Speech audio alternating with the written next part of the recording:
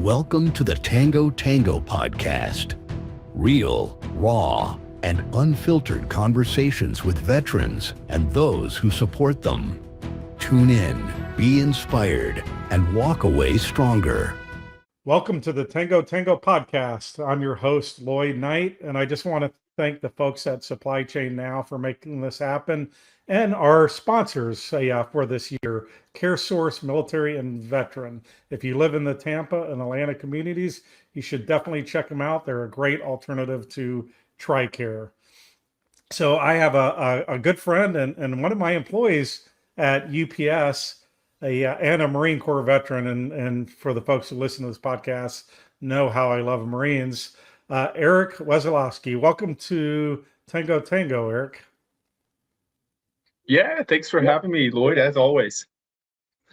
So, Eric, if I remember right, you are originally from Oklahoma.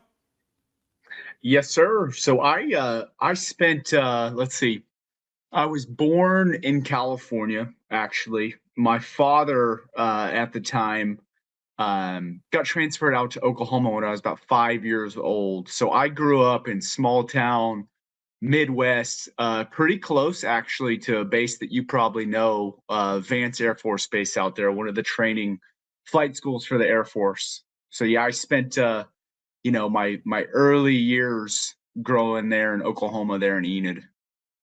So Enid, Oklahoma, in the middle of a nowhere, a lot of land. So I'm assuming you became a Marine. So your childhood was a lot of outside, rough and tumble, cops and robbers, soldier man, and all that. Yeah, my whole childhood was playing guns with all the neighbors. I think I was the only one who would round all the neighbors up to get organized to go play guns together. And you can ask my parents to this day, always was a fan of going into Army surplus stores, buying all the old Vietnam gear at the time. And I still, to this day, actually, I got it while I was in the Marine Corps.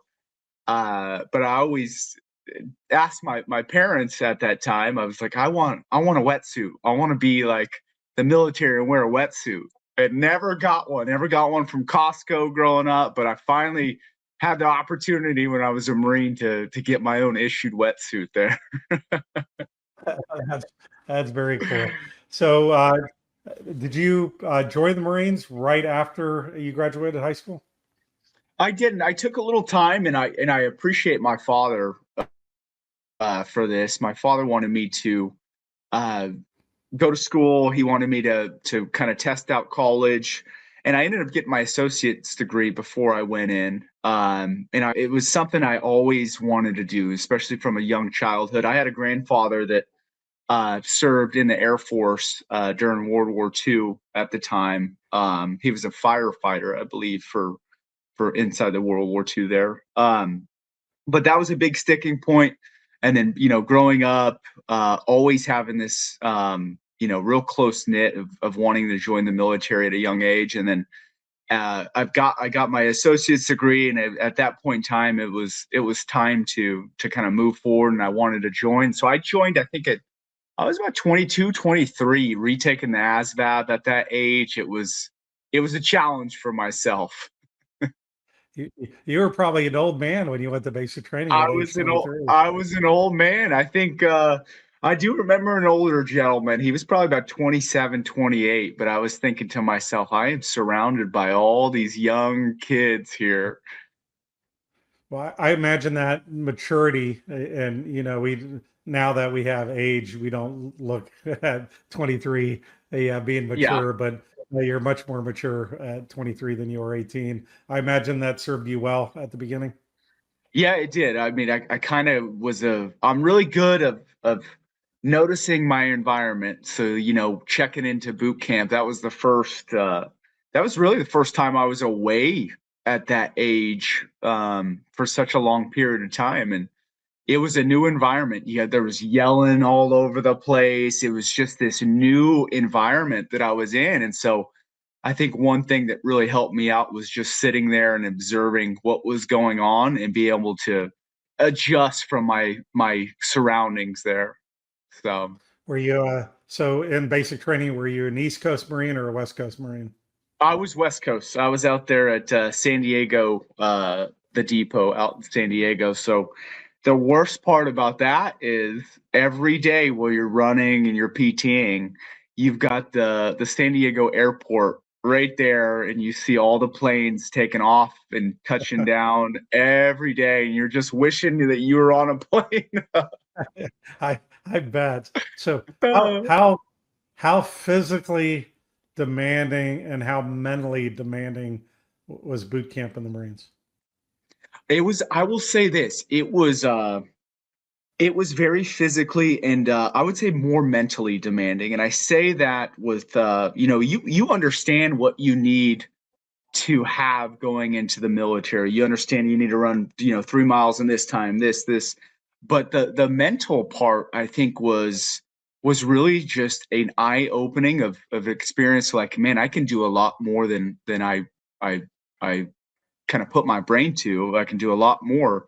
And I say that in regards to, like, you're not feeling good, and they push you, and they push you, and you push you, and you get this new baseline of what you can really do. And so that was a really big eye opener. I would say the mental piece was exceeded the physical piece by far.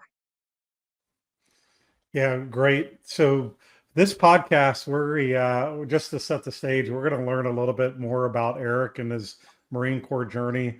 And then we're going to talk a lot about the transition. We'll talk a little bit about Eric's transition, but Eric being a veteran recruiter for UPS and has a lot of experience recruiting, and myself running the recruiting department and being the veteran affairs manager. Eric and I have a lot of experience with this. So we're going to really use this Tango Tango podcast episode to give people some advice and how they can be a better candidates. And because Eric and I spend a lot of time each and every day doing that. But getting back to your Marine Corps journey, Eric, what was your MOS in the Marines? Yeah, so I started out fully infantry. My whole career has been infantry here. So started out, I was a little bit older, and so they put me in charge. I was a team leader, pretty new into the fleet Marine Force. Yeah, pretty new. My first experience, I checked into my unit after going through our MOS training, which was 0311, a rifleman, the basic rifleman. Went all the way through, and that first 2-3 months of checking in, I ended up meeting up our unit up in Bridgeport, California. And then, for those of you that ever been to Bridgeport, we know that that's our Marine Corps mountain warfare training, and it gets cold. You learn a lot about yourself, a lot of mental toughness again. So I ended up meeting my unit up in Bridgeport, California, and had a good time, had a really good learning experience, got my first chance to really experience Marine Corps as a Marine Fleet Force at that time.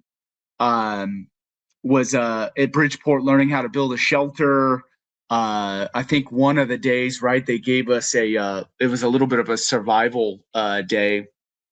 And so they gave us one MRE for 4 people. And then you had the opportunity to pick one item out of your pack, and you went and slept out for 48 hours and just kind of, took what you had and built what you were able to, and just kind of survived in that situation. So that was really, really awesome opportunity. And then fast forward, went on a few deployments inside the Marine Fleet Force. I was with 1-5, 3-5, and then at that 3-5 period, one of my really good friends at the time, we were both motivated. We both loved what we were doing, but we wanted a little bit more. And so we seen that they were holding a sniper screener, and we both kind of, acknowledged, let's do it together. And so I was in Okinawa, Japan at the time, and they were holding a screener that was about a week long out in Japan. And so we decided we were going to do it. So we packed all of our gear, met the whole sniper platoon the next morning at like 04. They did a gear inspection. And then from that point on, they put us through a bunch of different screening things to see if we were going to stick around a platoon. And that's one thing that I love, inside the platoon of the sniper platoons at the time, is like in the Fleet Marine Force, the best of the, I wouldn't say the best of the best, but the highly motivated are the ones who go to the sniper platoons, because if you're not putting out, or if you're not giving the effort, if you don't know your job, your skill set, then you could find yourself getting kind of pushed out of the platoon. So it was a very competitive nature. So anyways, went through, passed the screener, and then let's see, spent some time learning a lot of different skill sets with that. I would say the biggest skill set that I've learned, honestly, with being in a sniper platoon was two big things. Was our fires portion of being a Marine, being able to call close air support, indirect fire assets, and all that good stuff. So I had the opportunity to go through a Joint Fires Observers course over at Coronado, California.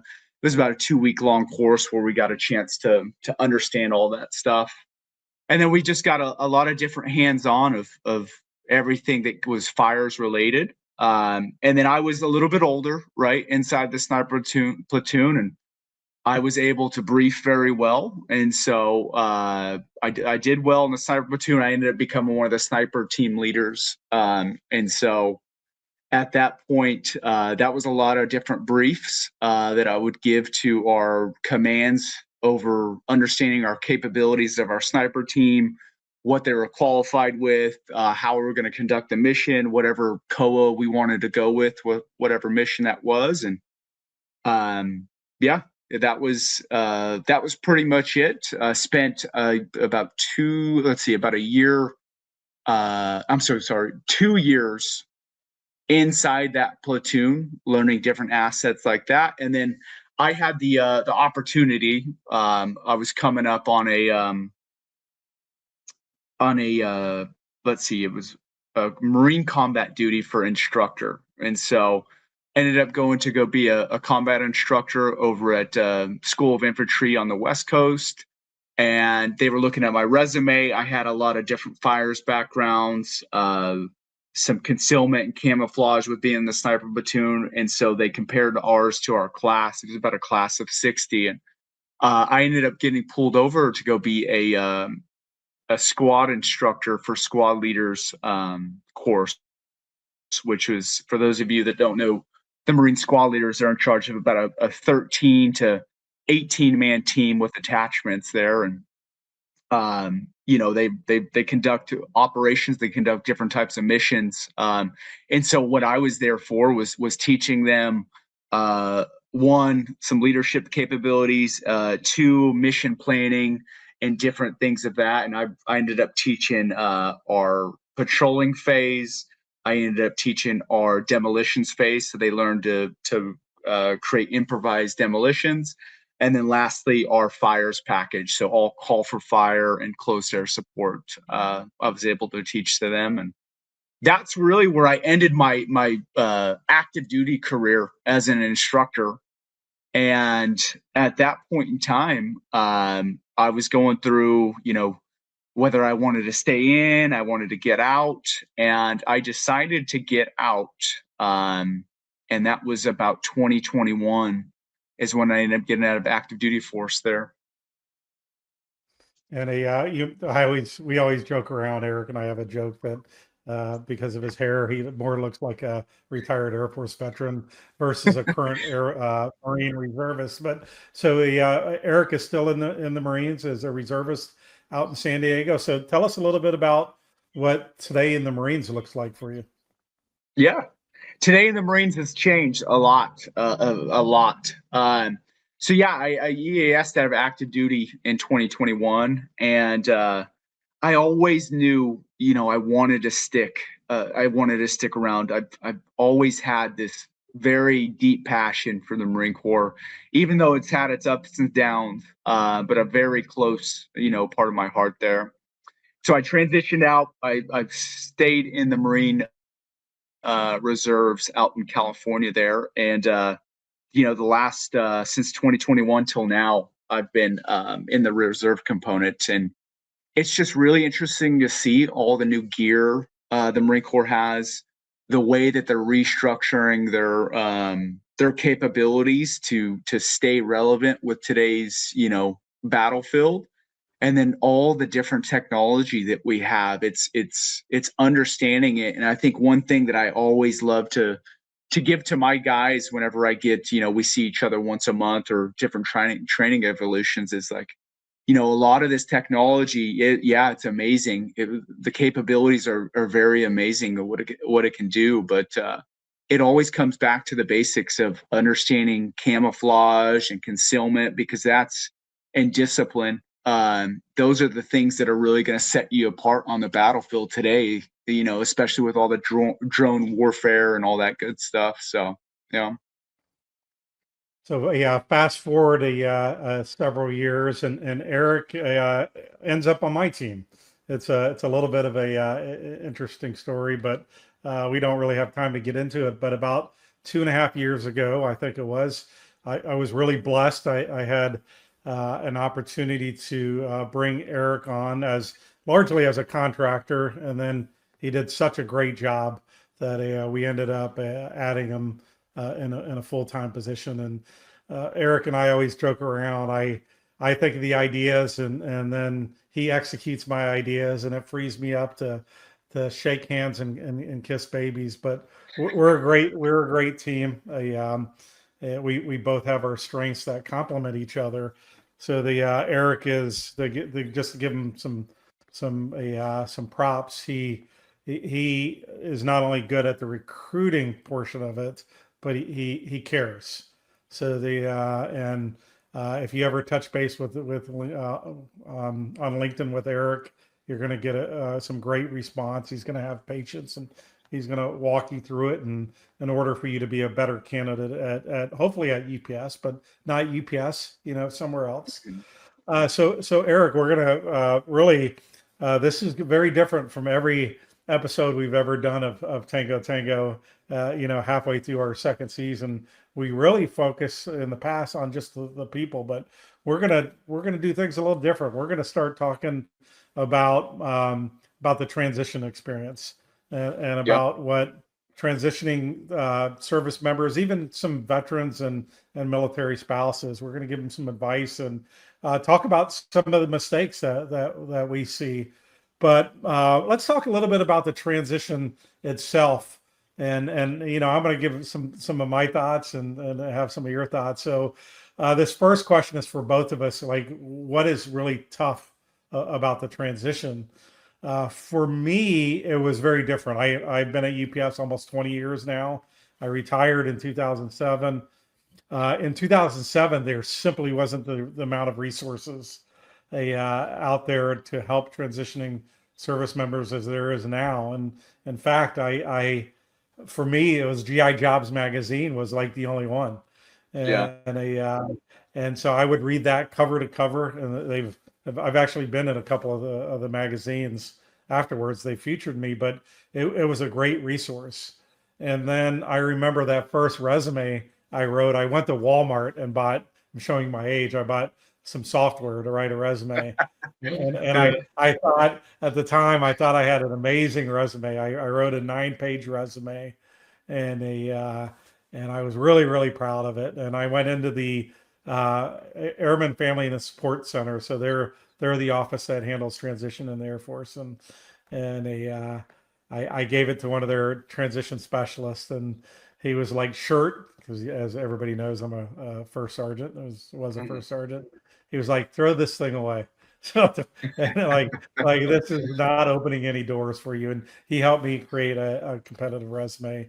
And I don't think it really impacted me at the time, but the next thing is I didn't know anybody. Like, right, I didn't have a network, and I was just applying off the websites, which it ended up working well for me, but it doesn't work well for everybody. I mean, we're going to talk about networking here and the importance of networking, but when you made that transition, from the active duty Marines, the Marine Reserves, and you had to go find a job. What were some of your struggles and the headwinds that you saw?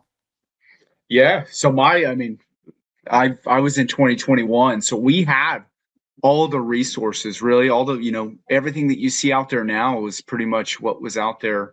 I would say the only thing that I just wasn't educated on what was out there for me. And I don't know. That comes down. You made a really good point in one of your LinkedIn posts here in this week.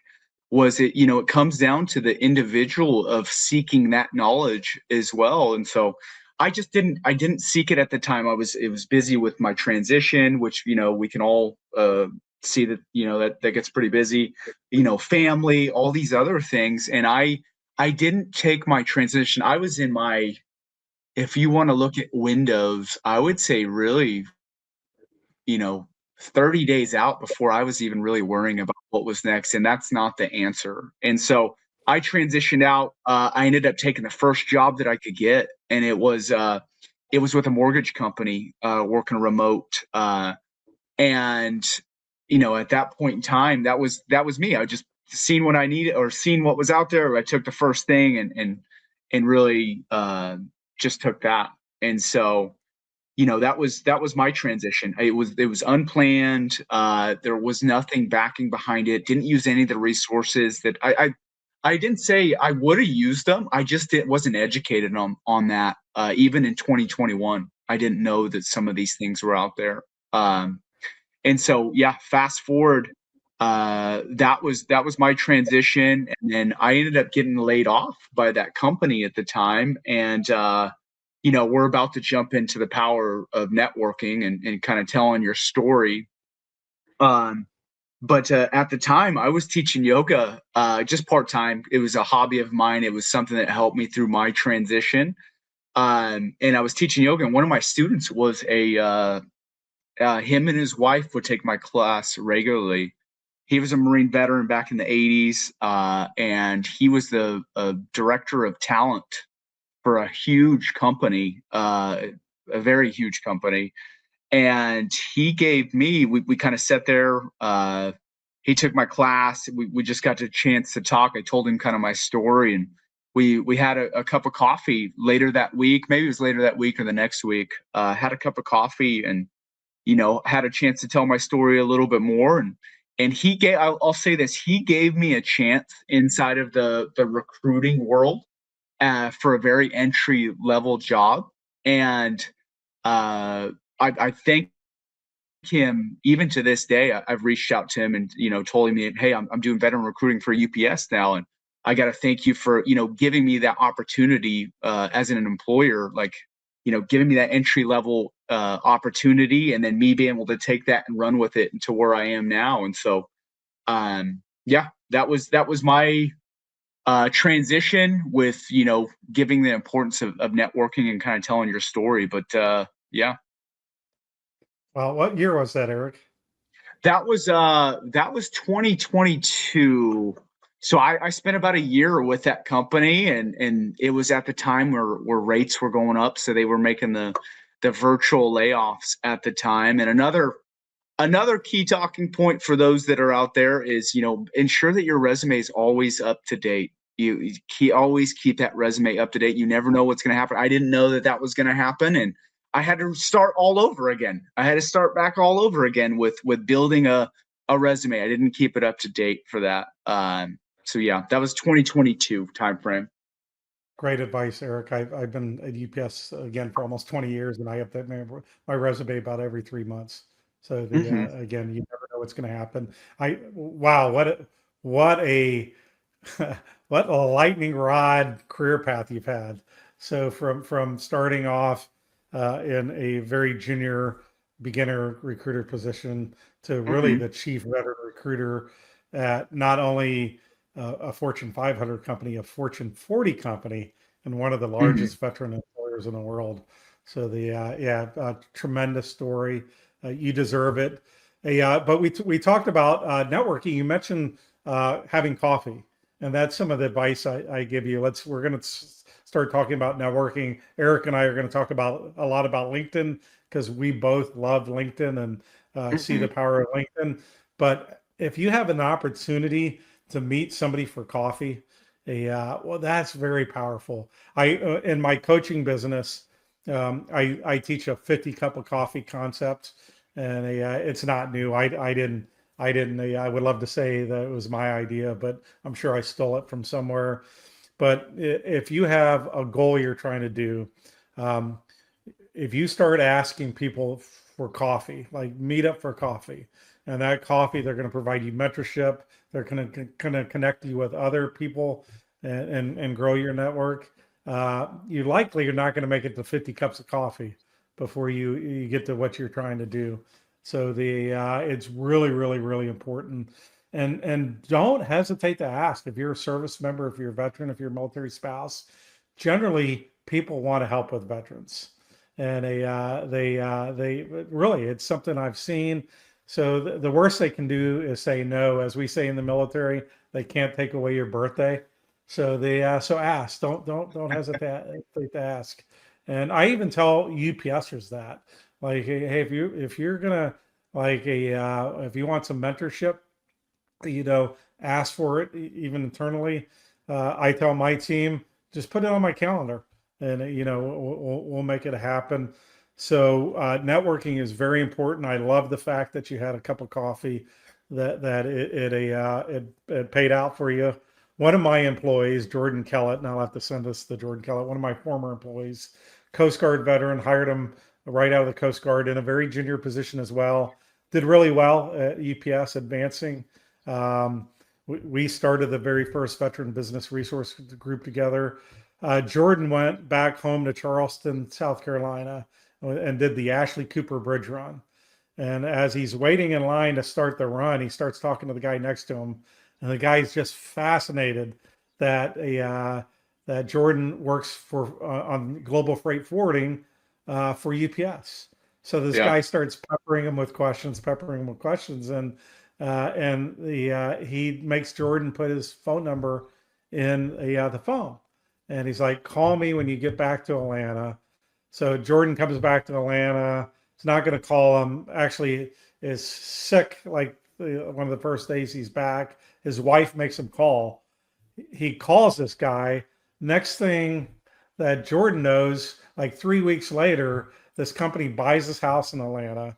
They hire him. They move him to Charleston, and here it is. I think almost a decade later, Jordan's still working at this rubber derivatives company, doing very well from just a conversation with the guy standing next to him.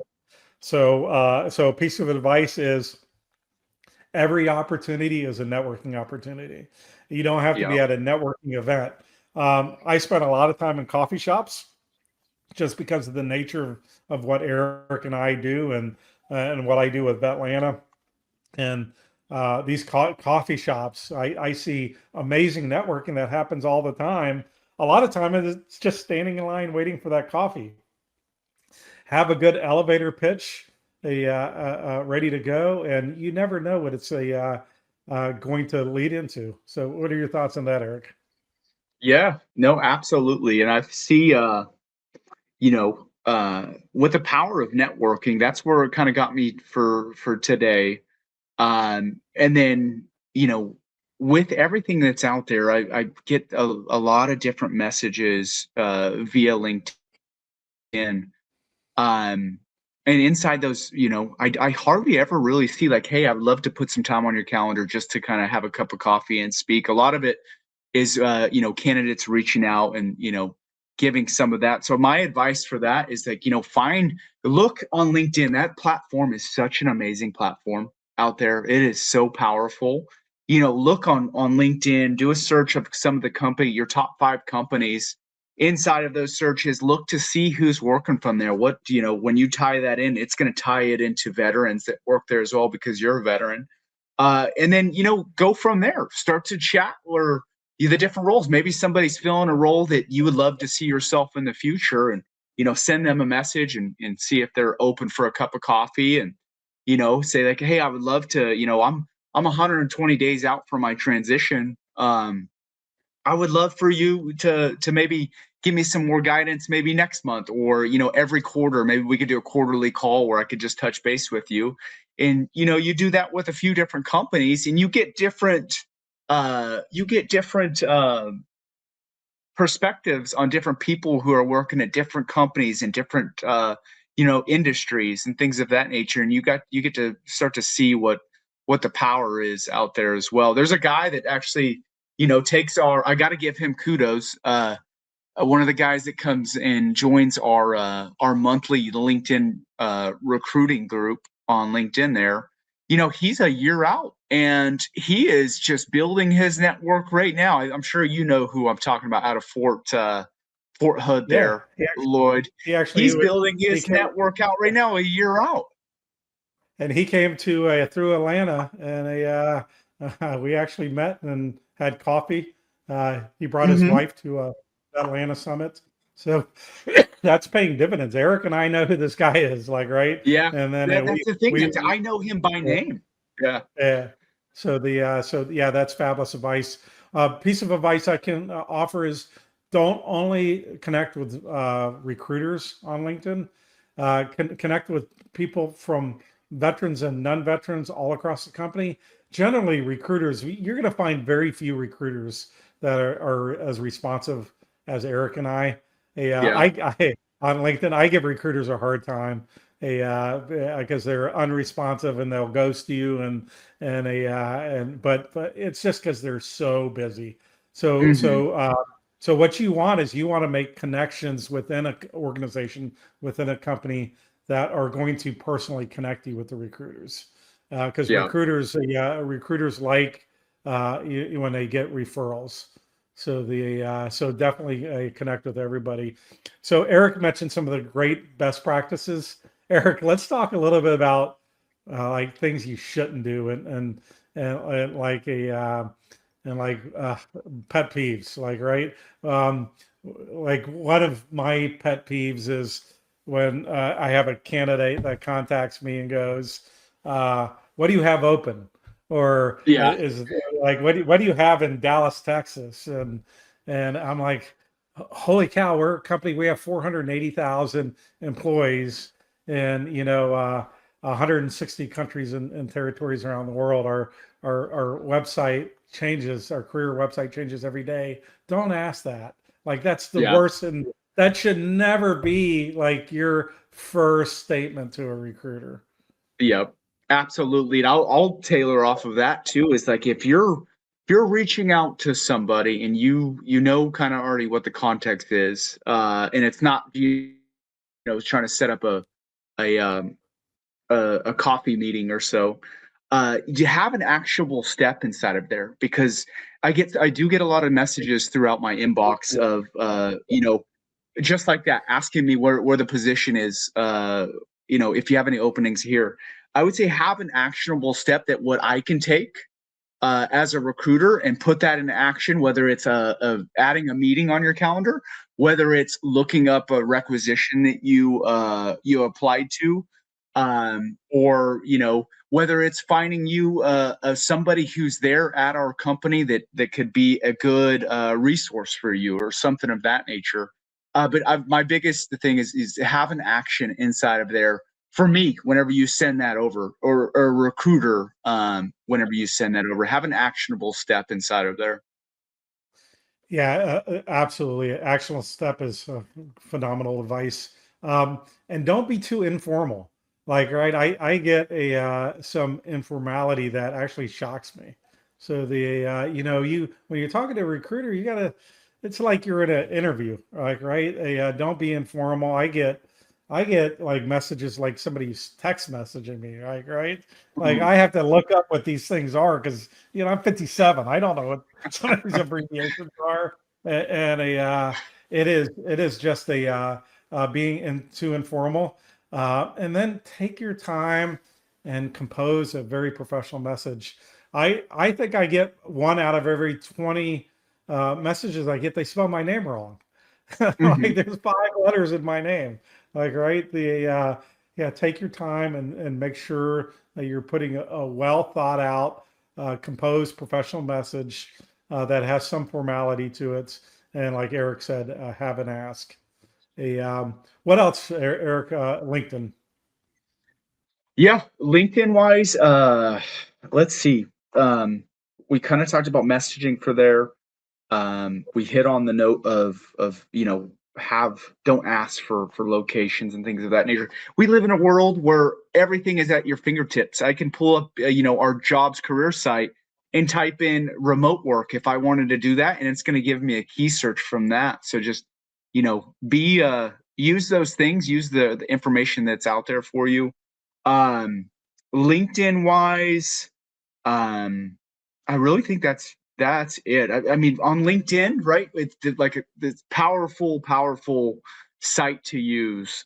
Just make sure that everything's cleaned up. We live in a world with AI. There's everything's out there that's built into the platform to where you can really redo your LinkedIn as an extension of your resume.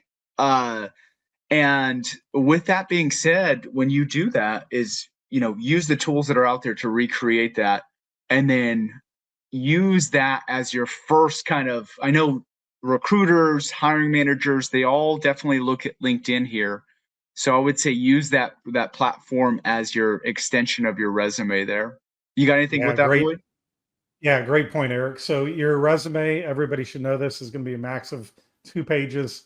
Your LinkedIn profile should be page 3, 4, 5, 6, and 7. Any recruiter or hiring manager worth a darn will look at your LinkedIn profile. So they're going to be, I like I could tell if I look at somebody's profile, like if they have the minimum, I'm like, are they lazy? Like this is like really important, Yeah. like, right? And um, one of the great resources for you, LinkedIn offers a military veterans service members 1 year, and it's only 1 year now, of LinkedIn Premium, which has all the AI Mhm. resources and job seeker resources. So when it's time for that job search, use that 1 year premium. So let's go over to now. It's time to apply for a job, Eric, and this is where you and I really get into it. So hopefully you've used your network, you get somebody to refer you, and you're sitting down with the application. You've got a great resume. There's all kinds of resources you can get a great resume from. Hire Heroes USA is one of them. You can put them in Google to get a free resume. But let's talk about the application Yeah. process. Those questions they ask, like when you're starting to fill out your application, are those questions important, Eric? Yeah, absolutely. And one thing that I get to see on my side with being, a recruiter, being able to see all of our applications come through, I can generate data based off of, the knockout questions. And that's something I like to key into just to make sure that us as a company are having the right questions there to ask. But I would say a lot of time I see the bulk of people not even being able to enter the door because I think maybe they're just going fast through the application process. They're not actually seeing what's being asked. The questions, these knockout questions, they're on our applications as the very base, defense, not defense, the very base, mechanism for us to get you through. Once you meet these very basic qualifications for the knockout questions, whether it be, do these shift hours work for you, based off of reading the job description, you go through and you hit yes or you hit no. That's going to give us, a recruiter, instead of going through 5,000 resumes, now we're ciphering them down from those knockout questions to, we're going down to 2,500 resumes. And then after that, once those recruiters go through those resumes, that's the second one, right? We start to go into screening calls for those who we think are the most qualified for that. And then from there, we'd knock it down to 500 resumes from there or so. And that's just given the nature of the life cycle. But yeah, knockout questions are very, very important. I think that some people just go through it way too quick. So it's important to slow down, when you're going through your applications and really read some of those questions. Because I'll tell you, on my side, I see a lot of data that doesn't make sense with the knockout questions for us. Yeah. Yeah, absolutely. And again, people get in a hurry. Sometimes they're so used to filling out military, forms with questions, so they'll go down and hit like on the right side of the screen, put yes all the way down, and like the first 3 or 4 questions could be like, are you qualified for the job? Do you meet the minimum? Mm-hmm. And then are you a legally allowed to work in the United States? And it could be a no on the right side, like, right? And so now you just answered the question wrong. So so you got to pay close attention to those. Like, read each question twice, and answer it, and that is going to get you by that next phase. So let's talk a little bit about the importance of tailoring your resume. Again, Mm-hmm. most companies are going to get dozens, hundreds, and even thousands of applications for a job.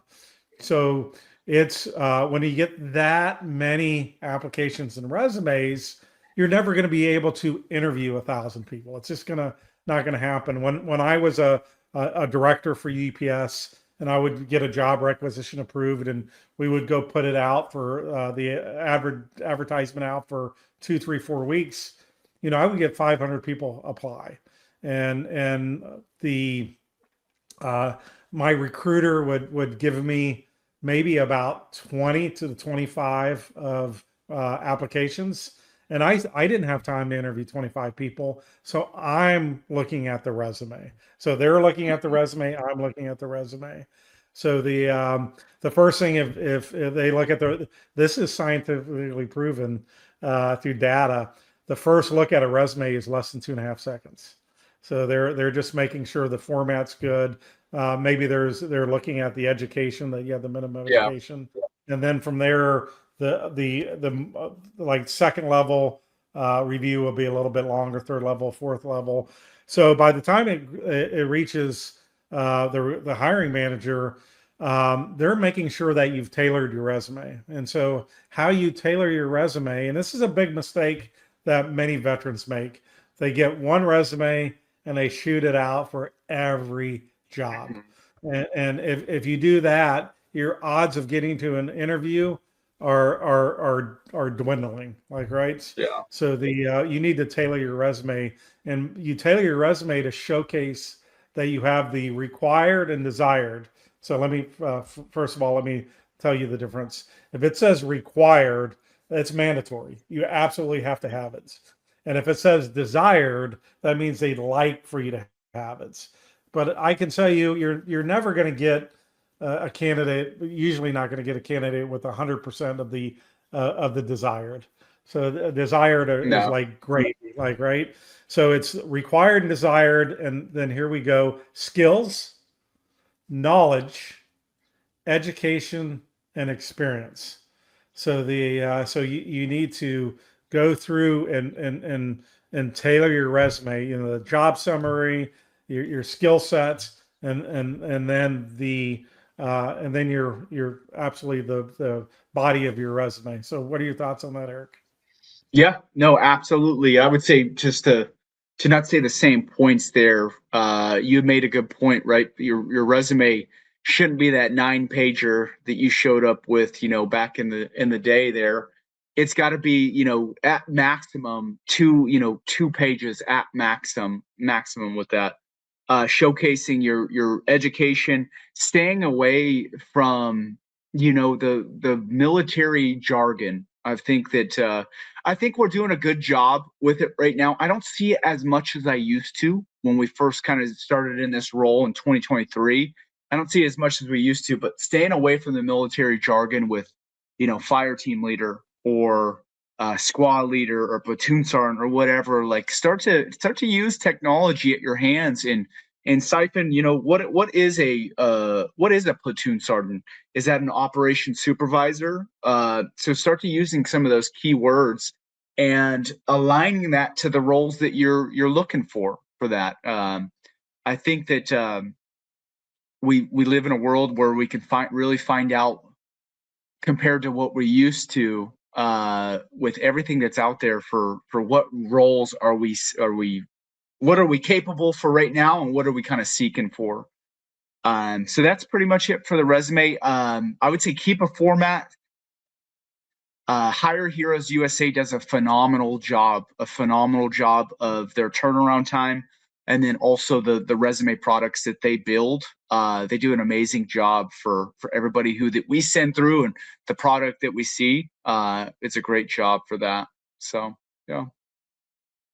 Yeah, great advice. So Eric and I just got you up to the interview phase. So we're going to do a part 2 probably next season, and walk you through interview and all the way up into a how to get promoted in a position.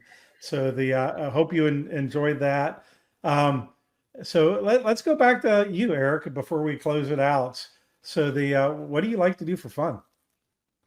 For fun, I'm pretty active guy here. I'm pretty active. I love, I've got the Marine Corps engraved into me, so I'm usually PTing early mornings. Hey, and he means this. So Eric came to Atlanta a couple months ago. Actually stayed in my guest bedroom office, which I'm in right now, and he was up and out at the door like at 4:30 in the morning. Going to Lifetime Fitness. Don't let this hair fool you. I still have my discipline in there. I always like it. Was Eric like like really, was he a Marine, or is he a fraud with that hair? And then he came and spent the week with me. I'm like, oh no, he's Marine all the way. So yeah. I'm just a very active guy. I love to do that. I love spending time with my kiddos. I've got two sons and one young daughter as well. So I love to spend time doing things with them out here in Austin, Texas, where I currently reside. So so are your boys like you, Eric? So like are they like you as a kid? Yeah. They are. Yeah, they're very much like me. They don't things have changed a little bit. As a kid, I grew up, and I'm sure you too, I grew up outside all the time. And now, we've got different things out there. So yeah, but they're still very much just like me. If I could show a picture, they look identical to me as well. So yeah, they're amazing kids. Yeah, they do, except for the supermodel haircut. So yeah. Yeah. Well, Eric, I appreciate you coming on. Eric and I have done other podcasts together. So on the Landing Zone, which is our UPS podcast, and it's always fun to do the podcast with you. And we're going to do this each and every season, as long as we're finding sponsors, and as long as UPS keeps us, which I think they will. I think they appreciate what we're doing. Any closing comments, Eric? Closing comments. I would just say, if you're in transition right now, whether you're a year out, like one of the individuals that come to our LinkedIn group, or you're 30 days out, like I was, is take some time, kind of turn off the distractions, and get a plan together on what that looks like, whatever timeline you're in. But use the resources that are out there. I didn't use the resources that I had. Use the resources, put a plan into place, and take action into those steps, whether it's reaching out and building your network, or setting up coffee meetings, or whatever it might be. But just take action in regards to that. And overall, that's just my overall plan with that, whatever time frame you are in with your transition. Yeah. Awesome. Well, thank you, Eric. And I'm going to close my podcast like I always close it, but I'm going to add, be like Eric, have great hair, and then be safe, be kind, and be remarkable. The Tango Tango Podcast is produced in partnership with Supply Chain Now. Join the Tango Tango community for more inspiring stories. Follow us on Facebook, X, and LinkedIn. Subscribe to the Tango Tango YouTube channel. and follow and listen to Tango Tango wherever you get your podcasts.